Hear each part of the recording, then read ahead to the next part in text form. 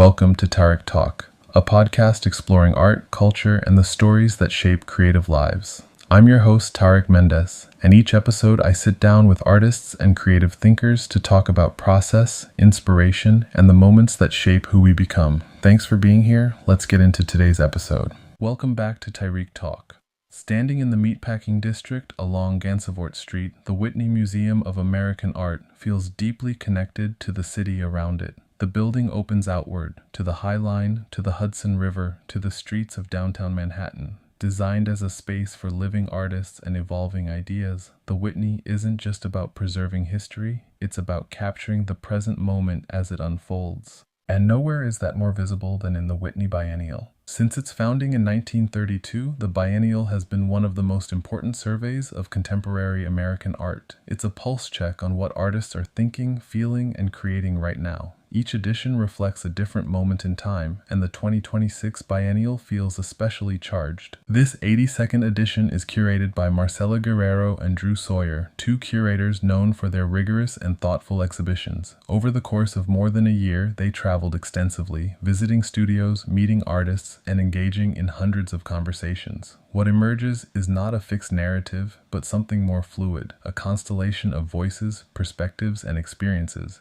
Rather than organizing the exhibition around strict themes, Guerrero and Sawyer focus on mood and atmosphere. The Biennial becomes something you feel as much as you see. As you move through the galleries, there's a shifting emotional landscape. Tension, tenderness, humor, unease, all existing at once. The exhibition brings together 56 artists, duos, and collectives, spanning generations and geographies. Some are based across the United States, while others live and work internationally, reflecting the expanded and complex nature of what American art means today. A central idea running through the Biennial is the concept of relationship, what it means to be connected. This shows up in many forms: familial ties, cultural identities, political entanglements, and even relationships between humans and non-human life. The works explore how we exist within systems, social, technological, ecological, and how those systems shape the way we live and interact. As you walk through the exhibition, you begin to notice how artists are pushing beyond traditional formats.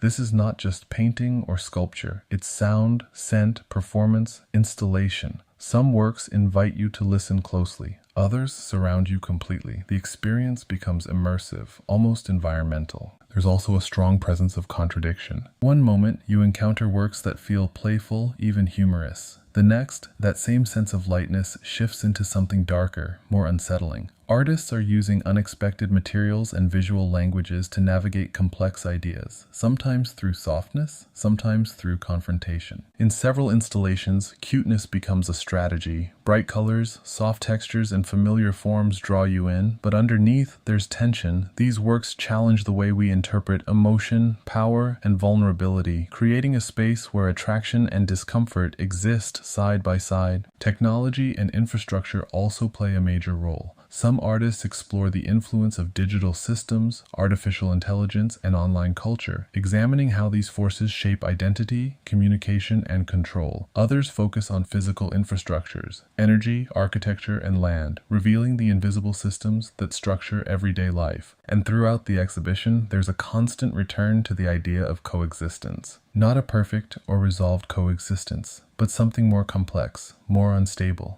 The Biennial doesn't try to give clear answers. Instead, it holds space for contradiction, for uncertainty, for multiple realities existing at once. The Whitney itself becomes part of this experience. The terraces, the open galleries, the light coming in from the river, all of it shapes how you move through the work. Even outside the museum, the Biennial extends into the city, with a billboard installation across from the entrance, reminding you that this conversation doesn't stop at the walls. What makes the 2026 Whitney Biennial so powerful is that it doesn't try to define the moment, it reflects it. It captures a world that feels in flux.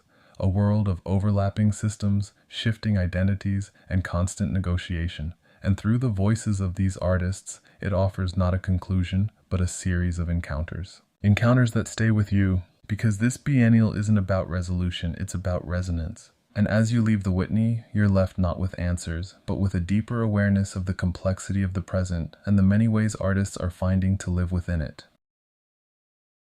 Thank you for spending this time with me on Tarik Talk. If this conversation resonated with you, don't forget to subscribe and share the episode. You can follow along on social media for behind-the-scenes moments, guest highlights, and what's coming next.